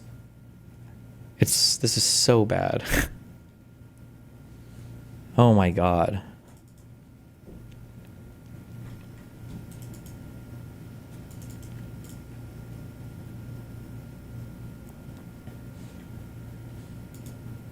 This is in the UK. Oh, British. I would imagine it's even worse in the US, but maybe it's better. I don't know. If anybody finds a source on this, link me. Own, you know, a couple of flats. I don't own a house, nothing blingy. Okay, I now own a couple of flats, sort of outright. But there are people. What do you recommend they downsize to? A smaller home? Yeah, something that would make sense for 2 people to live in. Flats. I don't own a house, nothing blingy. Okay, I now own a couple of flats, sort of outright. But there are people who bought a house in 1974 whose children. This is literally a case I know of. Okay, so there's a woman living on her own. This headline title is like, I don't know if this is like heavily editorialized because it's in my direction, so be warned. This is in 2024. Baby boomers bought up many of the big homes across the U.S. when they were raising their families. Now they're staying put, even though their kids are all grown up. Boomers are on top of the housing in a housing market where tight inventory, higher interest rates, and steep prices are making homeownership less affordable for the average family. Many of these older homeowners paid off their mortgages on properties that have appreciated tremendously in value. Some are happy with their big houses, others like to downsize, but are deterred by the same high costs that are restricting other prospective buyers on lower rungs of the housing economy. Many are working longer or planning an active retirement and are in no rush to move to a retirement community. About 28% of all U.S. homes with 3 or more bedrooms are owned by people between the ages of 60 and 78, living by themselves or with another adult. Jesus. Millennials living with children own just 14% of these bigger homes. A recent Fannie Mae survey found that most Americans 60 and older don't intend to ever move. I'm so sorry. I don't know. I'm trying not to be mean, okay? Am I out of touch? 3 bedrooms seems just fine for 2 people. 1 master bedroom and 2 small rooms that might get used as an office/hobby room/dining room/guest space. All I'm saying is that you guys just want way too much. You can't have it. You can't have it always. You can't have it so that, like, well, if I want to have an extra 1 to 5 bedrooms in my home, I'm being a little hyperbolic, but if I want to have an extra 1 or 2 bedrooms, I should be able to have that. But also, we need to find a way to bring down housing prices, and we need to find ways to make homes more affordable. But also, you better not fucking touch my goddamn fucking home, because if I want to have a fucking 3-bedroom house for just me and my wife, then you better fucking believe I'm going to hang on to this property for the rest of my fucking life. But it's a goddamn crime that these poor younger children can't afford to move out and get other homes. Like, I don't know why people just don't build homes, but they better not fucking build them near my fucking house, because I don't want my property value going down, and you better not fucking bulldoze and make fucking high-rise apartments, because nobody wants apartments. They want homes, but not my fucking home. I'm here till I fucking die, and I'm gonna live till I'm 97 years old because of all the fucking healthcare that's available to keep these old people alive for an extra 10 fucking years.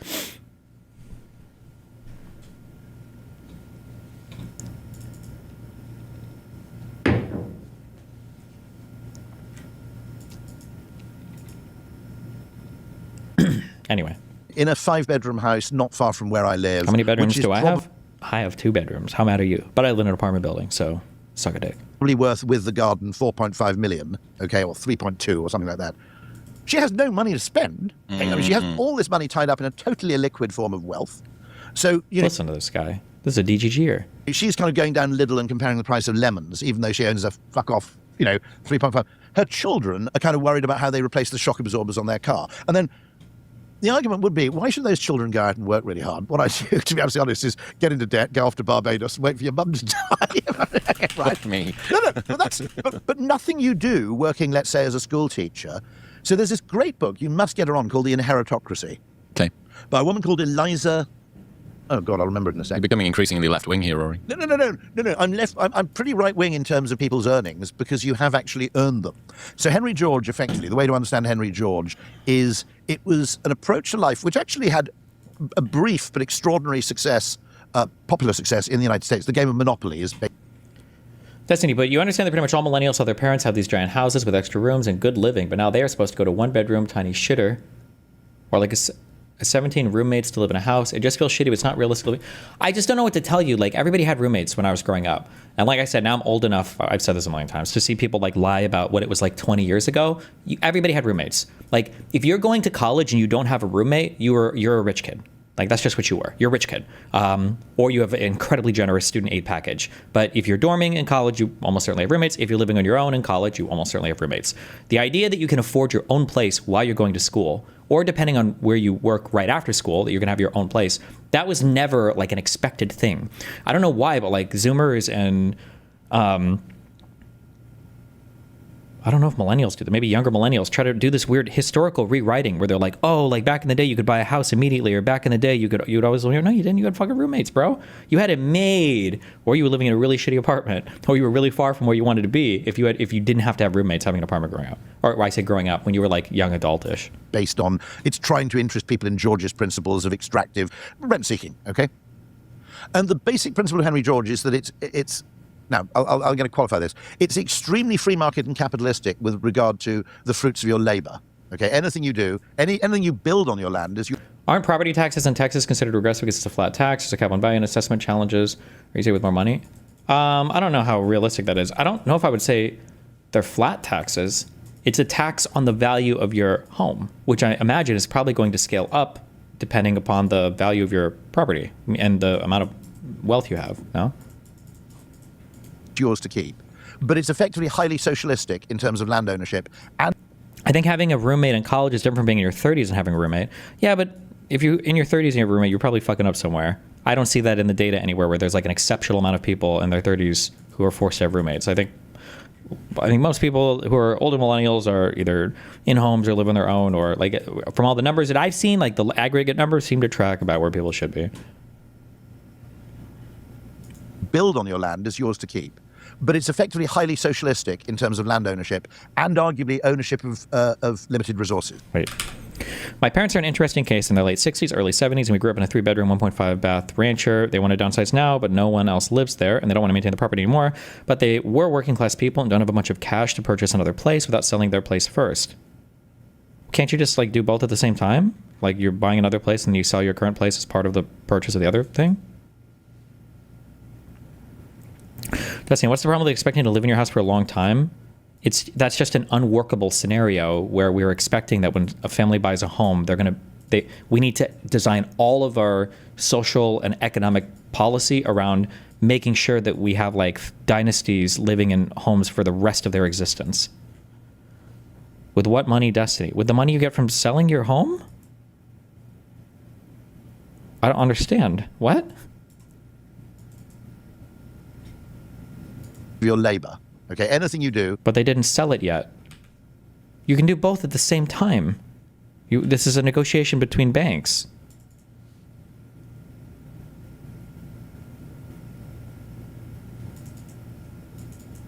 Sorry, hold on. That sounds mean. I'm not being mean. I'm sorry. I'm not trying to be mean.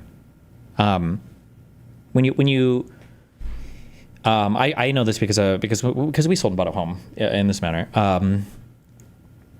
When you're selling a house and you're buying another house, like the banks can negotiate between themselves and yourself as you're like reaching an agreement or whatever between closers and all that to like have a money transfer. It's not like you have to have like the cash in hand from the first sale and then be homeless for a day and then go to the bank and then have cash in hand for the second one or whatever.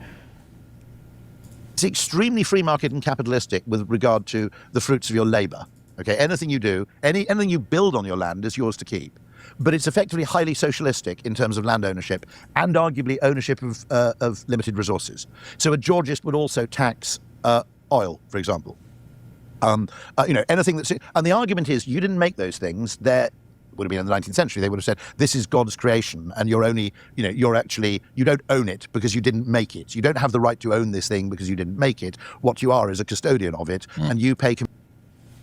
Why are people forced to leave? Is there something wrong with living in one area your whole life? Not everyone is rich enough to be a nomad.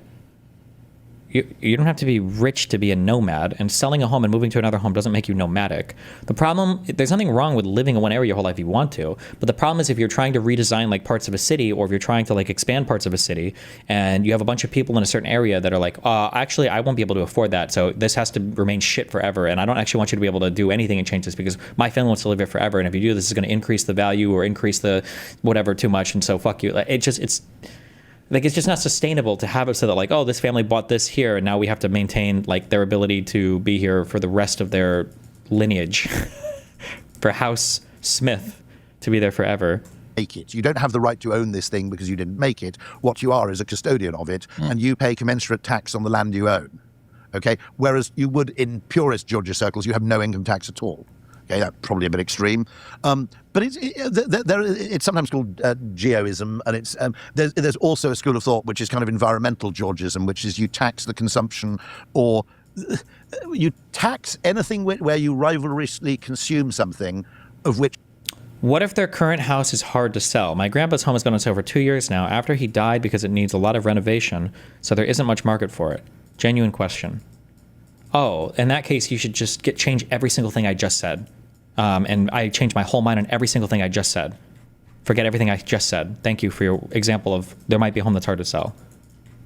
I actually also suggest that, like, I think all cars should be banned and people should only be allowed to take public transport. Because I was talking yesterday, because some guy was like, do you think it's right that kids get licenses at 16, or should it be 15 or 14, or should we delay it to 18? And I was like, I don't know. I think like probably 16 is an okay age to get a driver's license. And then one guy was like, what about for children that have narcolepsy and fall asleep while driving? Do you think it's okay for them to drive? Would that change your mind at all? And I was like, oh shit, you're right. No, actually nobody should have driver's license because some people might have narcolepsy.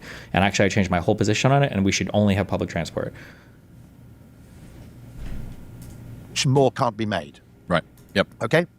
And what happens in Texas, quite interestingly, is all these Californians apparently... Bro, I'm just wondering, not making an argument against your position. What are you wondering? If a house is hard to sell, you have to wait a while, then you wait a while. That doesn't change anything I'm saying. Some people are unlucky and nobody wants to buy their house at some point in time. Then you just wait. What am I possibly supposed to say that? If you can't sell your home right now because it sucks to sell it or whatever, then you're fucked, I guess, for a while. You don't sell. That doesn't change any of my broader argument. I don't know. What do you want me to say? Right. Yep. Okay? And what happens in Texas, quite interestingly, is all these Californians... I'm gonna fuck your mom. I'm doxing that chatter. August... Jader, find him. I'm banging your mom. She's gonna have kids. We're gonna fill that home, okay? If your grandpa can't sell the home, we're gonna put some fucking kids in it. That's what I'm doing. That's what I'm dedicating the next 2 weeks of my life to, okay? So I'm gone starting tomorrow. I'll be back in 13 days, okay? Your grandma's getting fat loads, all right? Move to Texas. And they go, God, the land here is really cheap. Let's buy loads of it. And then 6 months later, they get hit with a massive tax bill for their land ownership. And they go, what the hell's going on here? We bought this land because it's cheap. And the Texans reply, that's why it's cheap. Exactly why you pay 2.5% tax on it. Did you ever look at that issue with fighter pilot seats that was designed for average? Yeah, that's a brilliant point. So that's similar, that's analogous to Gary Stevenson. Have you had Gary on, by the way? I haven't. He was supposed to come on in London. No! Why is he talking? Wait. That sounded so friendly. He hasn't talked about him in 9 minutes. Hold on. A couple of months ago when we last had you on. I hope he's out shoe shopping instead. I'm in advertising. Meet me halfway, Gary. Yeah, well, there's an interesting... If you want to redistribute wealth, it does help if rich people occasionally go out and buy something. Yeah, there's an interesting there's an interesting debate going on about whether or not Gary Stevenson is basically thinly veiled performance art. That you've got this, the get-up, the same pair of joggers, all the rest of this stuff. It is, I don't know, it must be difficult to have... I think he's, okay, apart from his consumption patterns. I think he's fundamental. So there are a few things where the problem with all these models is that the assumptions of the model that are necessary to simplify the model eventually come back to bite you. And looking at average wealth as if it's somehow representative of, that a successful mean and variance is one is not that's the same getting thing. richer on average. The fact that for 30 fucking years in the US and the UK, we presented rising property prices as a good news story. Is monstrous. I mean, that was just the most monstrous misrepresentation of information. You don't say gasoline's gone up, but good news, you've got a full tank of petrol, so your car's not now more valuable, right? Is it? Well, but it's not the same thing at all. That was a silly thing to say, I think. He's right on his point. Maybe he'll get there. But I hope he gets to what I was talking about before. Nobody wants to acknowledge that you have very opposed forces when it comes to home stuff that nobody wants to talk about. And that is that rising home prices are good for homeowners, which is actually most people are in an owned home. But it's really bad for people looking for places. And falling prices are, the exact opposite of that. And people want to act like you can make it so everybody can win, and you can't really do that. Is it a case of kind of a luxury belief that the sort of people who would be writing and consuming those and understanding those sorts of stories are likely to already be people who own property? Yeah. So their lesson is not going to be, holy fuck, it's going to be hard to get onto them. Yeah, absolutely true. Even worse, of course, every single MP in London throughout the 70s, 80s, 90s, 2000s was basically heavily invested in the property market because they got a massive perk. They got their mortgage paid. Dodgy Dave. On a London home. So there wasn't a single person there with the possible exception of someone, was Ken Livingstone ever an MP? I'm not sure he was. But apart from a few very, very principled leftists or possibly a couple of Georgists in the Conservative Party, it's a weird sort of philosophy because it's both left-wing and right-wing. And so it has its... At the same time. Milton Friedman was a fan. So was... God, I always forget her name. I was married to Malcolm McLaren, the fashion designer, Vivienne Westwood. She was also a Georgist. Okay. You get Richard Nixon, Winston Churchill. Wow. It has its adherents really everywhere. Crosses the spectrum. But what happened in the model was that Adam Smith thought there were three sources of wealth creation, which was land, capital, and labour. And future generations of economists thought it's too complicated having three things because it makes the maths difficult. So we'll pretend that capital and land are the same thing, and they're not. Because capital is potentially limitless and you can create more of it. Land is effectively an artificial bottleneck. It's a rent-seeking device. Traveling should be about the pleasure of the trip and not the stress of packing. Okay.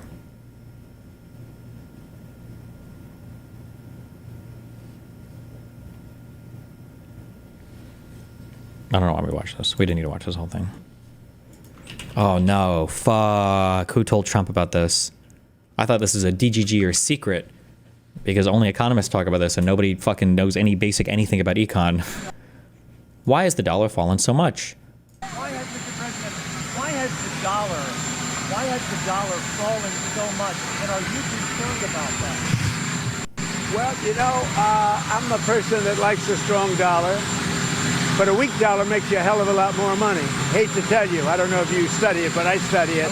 And if you look at the yen, I went to Japan and worked, so I know this. you understand. Absolutely. Oh, you did go to Japan. I went to work, yes, Well, sir. that means you're a smarter guy than I even thought, and I know you're smart. So when we have a strong dollar, one thing happens. It sounds good. But you don't do any tourism. You can't sell tractors. You can't sell trucks. You can't sell anything. It is good for inflation. That's about it. And we have no inflation. We've wiped out inflation.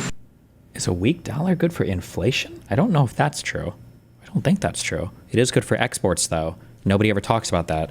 This is one of the reasons why having a central bank is nice, and why it's scary to share currency policy with countries that have highly dissimilar economies. I think it was one of the criticisms of the European market, as if you have a very different economy and you might benefit from a weaker currency versus a stronger currency. If your currency is locked in with like Germany and you're Greece or something, like you might be fucked. But usually in the U.S., we always just say strong dollar, good, and that's it, and we stop there. There are benefits. There are pros and cons on both sides of it. But I've never heard anybody say this before in the mainstream. But it's an interesting question. So I will never say I like a low currency, but you remember the battles I had with the yuan, with China and with Japan, Japan being the yen. They always wanted a weak currency. They're trying to get a weak currency now. Now, it doesn't sound good, but you make a hell of a lot more money with a weaker dollar. Not a weak dollar, but a weaker dollar than you do with a strong dollar. And the first people that are going to notice it are the manufacturers of trucks and various other things. Like, look at Caterpillar, how well they're doing now. When you have a strong dollar, you can't sell anything. It's only good for... But manufacturing is hard because if you have a weak dollar, it's going to be harder to import material to build your thing. So I don't know at the end of the day if manufacturers are benefiting or hurting. A strong dollar means you can buy inputs easier for manufacturing. A weak dollar means the inputs are going to be more expensive. But maybe people buy your stuff more, exporting, maybe? He's literally flipped on this within a week. Oh, what, did somebody tell him recently that a weak dollar can be okay so that we can cope when the dollar weakens? We're not going to let the dollar slide. If we have a smart president, you're never going to let the dollar slide. If you have a dummy, that could happen. Like the last one, he would, if you ever asked him about the dollar sliding, he would have no idea. But we can't let that ever happen again. Why has the dollar fallen so... Good one.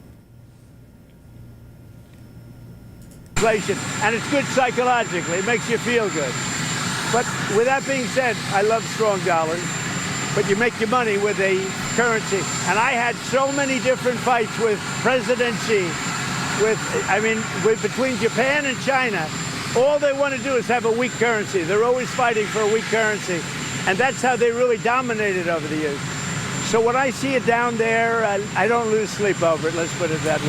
Can you tell these Reddit virgins that the Pedro Pascal and Vanessa Kirby stuff is completely normal? I don't know, man. The problem is I hate femcells, but I also hate men, so it's hard to take a side on that. In fact, sometimes I go to sleep very happy. You understand. Trump said the opposite of what you heard. He said the only good thing of a strong dollar is that it's good for inflation. That's about it. Oh, did he say the opposite? So I know this. You understand. Absolutely. Oh, you did go to Japan. I went to work, yes, well, sir. That means you're a smarter guy than to tell you. I don't know if you study it, but I study it. I went to the same... And if one thing happens, it sounds good. But you don't do any tourism. You can't sell tractors. You can't sell trucks. You can't sell anything. It is good for inflation. That's about it. And we have no inflation. Oh. Okay, true. Can you explain the Pedro drama? Apparently he likes to hold hands of women next to him. That's the only thing I've seen him do. I haven't seen him do anything creepy. But a lot of women are like, why does he do that? And then a lot of people are like, oh, it's because he has anxiety, so he needs to hold hands of people next to him. I don't know how true that seems kind of mean to me, but please watch the 30th Gundam Wing anniversary video. I already watched it. That's why we listened to the Gundam Wing song the other day, opening for stream.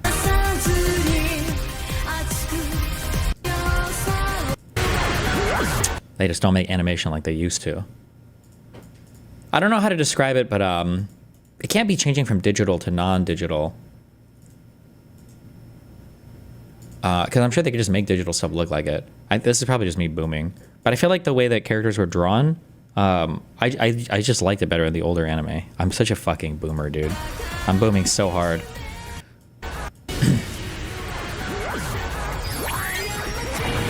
I don't know how to describe it. I feel like a lot of the way that it's drawn today is like it's very it seems brighter and flatter.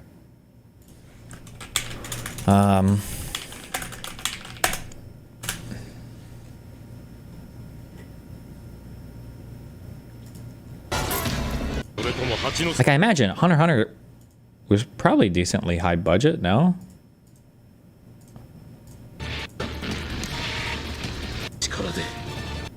It just seems, yeah, it seems brighter and flatter, but I don't even know if that's true. I don't even know if I'm describing it correctly. Maybe it's not. Maybe I'm just, like, hallucinating. It just depends on the anime.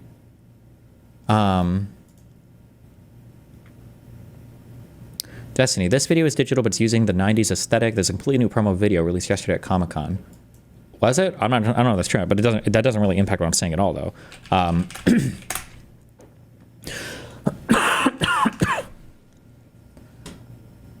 Like, even for well, no, this. What a miserable person. Shut up. Oh my god, English dubs. Am I losing my mind? Maybe it's not. I don't know. Like, low-budget anime in the past looked pretty bad, too, I guess. I don't know if a lot of these are low-budget or not. I'm not sure. Look at HXH99. It's much better. It's more cartoonish, if that makes sense. Oh, yeah, true. This is drawn. It's probably just a style thing, and I grew up watching. Oh, yeah, 100%. I think it's just because I grew up watching it. It's probably what you're used to. But it feels darker. And like darker, like just like a darker palette, like not as bright. And maybe that's just a different feel than the. I say flatter today, but maybe it's just because it's literally just because it's brighter.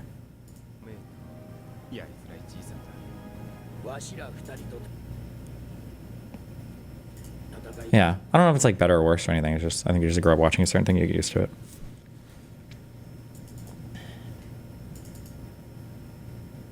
Like I've seen like the Dragon Ball Super stuff is like way more like new anime looking. Jesus, who's this guy?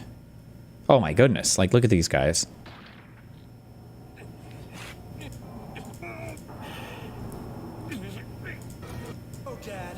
Can I see the Vegeta and Goku standing together next to each other? Or was that just the thumbnail? Did I get baited by the epic thumbnail?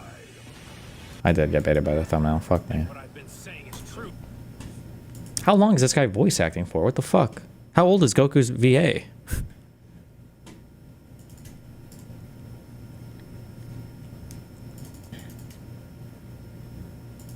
They had to go frame by frame so they could afford to do whatever. Now they just draw the assets and shortcut with digital tools so they can do a cleaner art style because it meshes everything together better. Sure, although like, I mean, you say frame by frame in old anime, but old anime used a lot of tricks and like repeated stuff and like drawn backgrounds that didn't change and like, I'm sure they still put a lot of effort into animating stuff. And like you only had like important animators doing key frames and like you had like lesser animators doing like in-betweens and... Am I too... This is Circa's favorite anime ever. Okay, we're done. I don't know why we're trying to stop. Okay. We're not going down this road right now.